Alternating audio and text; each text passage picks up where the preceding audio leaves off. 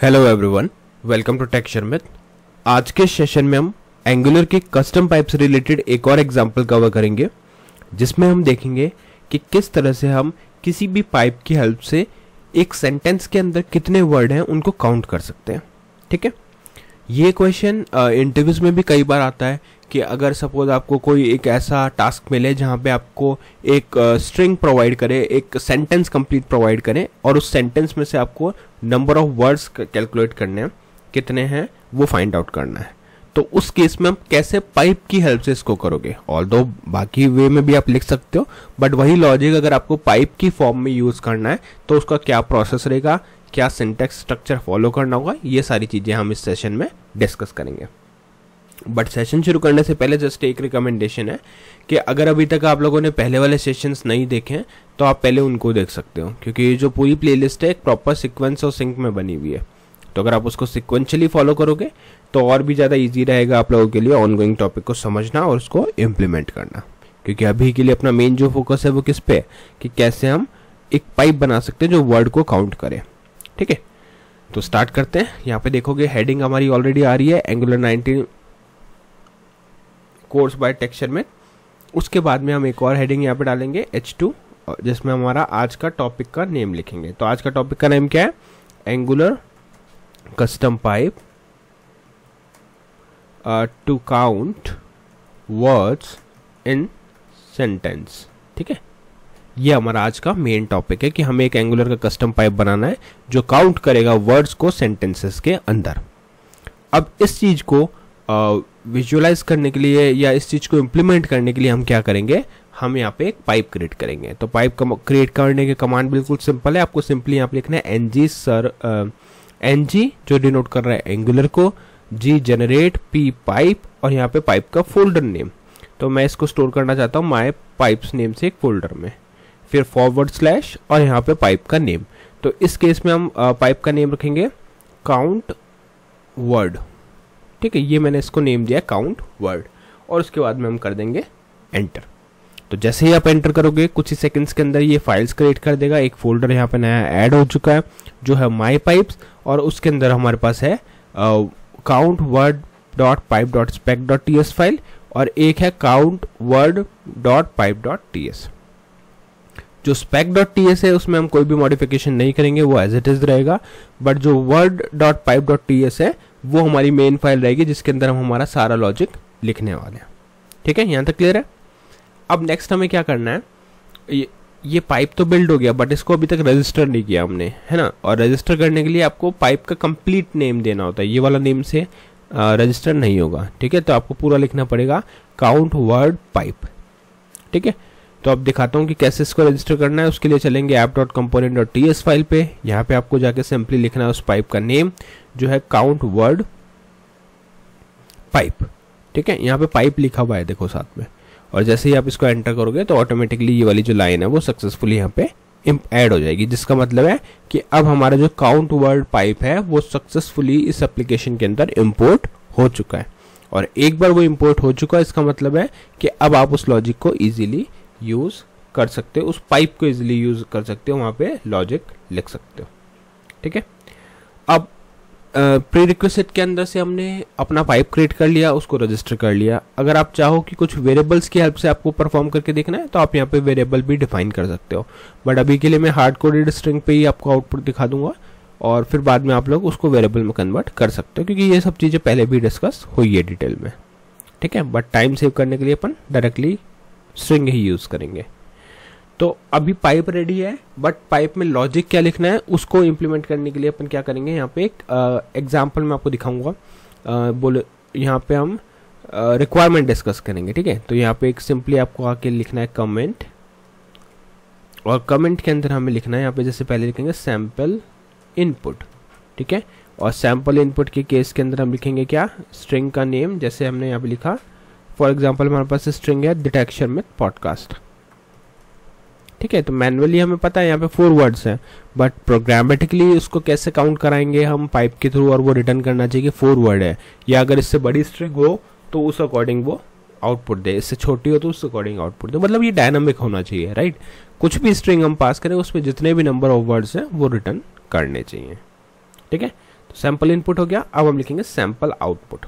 तो इस केस में जो हमारा सैंपल आउटपुट आना चाहिए वो क्या आना चाहिए, वो आना चाहिए हमारा यहाँ पे 4, ठीक है, क्योंकि 4 वर्ड्स हैं यहाँ पे, तो वही हमारा आउटपुट होना चाहिए।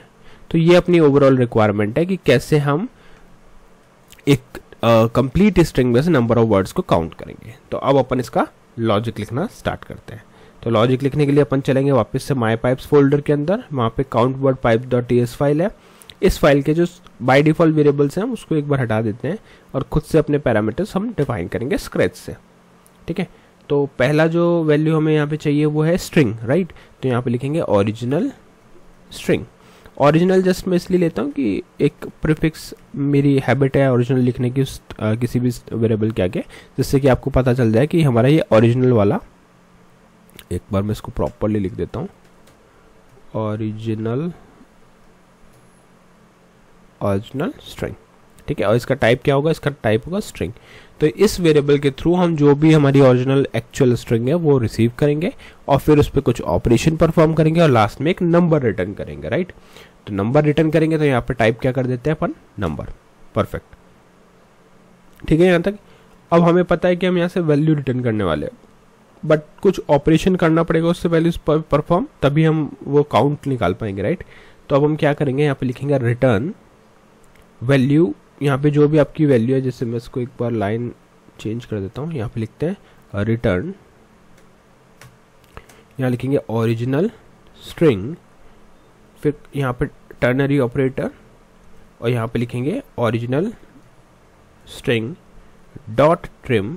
ये ट्रिम मेथड क्या करेगा, उस स्ट्रिंग में से स्पेसेस को रिमूव करेगा, बट यहाँ पे हम साथ में एक इसको पैरामीटर भी देने वाले, या आप बोल सकते हो कि अभी क्या कर रहा है ये देखो, लीडिंग और ट्रेलिंग वाइट स्पेसेस को और लाइन टर्मिनेटर को, कैरेक्टर स्ट्रिंग को ट्रिम करता है, ठीक है। तो जिस भी मेथड के बारे में आपको पढ़ना है आप उसके ऊपर कर्सर लेके जाओगे तो वो ऑटोमेटिकली बता देगा। यहाँ लिखा हुआ है removes the leading trailing white spaces and line terminator character from a string. But अब हम इसमें कुछ और ऐसे रेगुलर एक्सप्रेशन पास करेंगे, जैसे ये वाला स्लैश, फिर हम यहाँ पे पास करेंगे फॉरवर्ड स्लैश, ओके मुझे forward slash backward slash copy करने के लिए मुझे कॉपी करना पड़ेगा, अदरवाइज ये रिकॉर्डिंग स्टॉप हो जाएगी। तो मैं 1 मिनट में इसको कॉपी करता हूँ। ओके तो मैंने वो कॉपी कर लिया, मैंने यहाँ पेस्ट कर दिया बैकवर्ड स्लैश, फिर हमने लिखा यहाँ पे एस प्लस और फिर से फॉरवर्ड स्लैश। तो अब ये क्या चीज़ है, ये होता है रेगुलर एक्सप्रेशन। इसके अकॉर्डिंग हम चीज़ों को डिसाइड करेंगे और फिर उसकी लेंथ कैलकुलेट करेंगे, ठीक है। तो लेंथ कैलकुलेट करने के बाद में यहाँ पे हम रिटर्न, यहाँ पे हम डाल रहे हैं 0, ठीक है। तो ये क्या करेगा, ओरिजिनल वैल्यू को चेक करेगा और उसके अकॉर्डिंग देखो यहाँ पे ओरिजिनल स्ट्रिंग लिखा है, टर्नरी ऑपरेटर है, तो ये चेक करेगा कि अगर ये ट्रू है मतलब ये नॉन ब्लैंक है तो उस केस में उसको कैलकुलेट कर लेगा इस अकॉर्डिंग, ठीक है। और अगर वो ब्लैंक है मतलब ये फॉल्स है तो उस केस में 0 वैल्यू को रिटर्न कर देगा। इसके बाद आप लगा दोगे सेमीकोलन, जिससे कि ये टर्मिनेट हो प्रॉपरली। और यहाँ पे हमने आई थिंक कुछ मिस्टेक नहीं किया हो तो बेटर है, सॉरी यहाँ पे ट्रिम है, ट्रिम तो फंक्शन एज, ओके हमने यहाँ एक मिस्टेक किया है बट कोई बात नहीं, इसको ठीक कर देते हैं। डॉट ट्रिम रहेगा, फिर स्प्लिट करेंगे, हम स्प्लिट कर रहे हैं, okay. Original string dot trim, फिर स्प्लिट किस बेसिस पे कर रहे हैं वो यहाँ हमने मेंशन कर दिया और फिर बाद में लेंथ निकाला और उसकी लेंथ को रिटर्न कर देंगे। अगर कोई भी वैल्यू नहीं है तो 0 रिटर्न हो जाएगा, परफेक्ट। इतना होने के बाद अब आप जाओगे HTML फाइल पे और यहाँ पे अब हम हमारा एक्चुअल आउटपुट परफॉर्म करके देखेंगे। तो यहाँ लिखते हैं p टैग, यहाँ लिखते हैं स्ट्रिंग विदाउट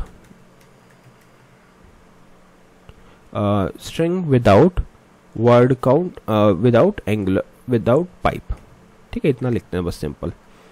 और यहाँ पे हम डबल कर्ली ब्रेसेस के अंदर वो स्ट्रिंग दे देते हैं जो है the take Sharmit podcast, perfect. उसके बाद में हम यहाँ पे लिखेंगे p टैग और p टैग के अंदर हम लिखेंगे string with pipe colon double curly braces और यहाँ पे हम लिखेंगे क्या, द टेक शर्मित पॉडकास्ट, फिर कॉलन और उस कॉलन नहीं सॉरी यहाँ पे पाइप सिंबल और पाइप के बाद में लिखेंगे काउंट वर्ड, परफेक्ट। इसको करेंगे सेव और अब यहाँ पे ng सर्व कमांड की हेल्प से ओपन हाइफन ओपन के बाद में इसको रन करके देखते हैं कि क्या आउटपुट हमारा आ रहा है।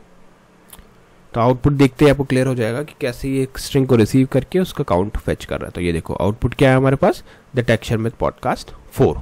ठीक है, अब यहाँ पे एक और इंटरेस्टिंग चीज़ है, अगर सपोज मैंने स्ट्रिंग को ब्लैंक कर दिया तो क्या आउटपुट आएगा। जैसे यहाँ पे हम करते हैं इसको ब्लैंक, सेव किया तो देखो आउटपुट अपने आप 0 आ गया। वही हमने लॉजिक में यहाँ पे लिखा हुआ था कि अगर कुछ भी नहीं है तो 0 रिटर्न करते हैं।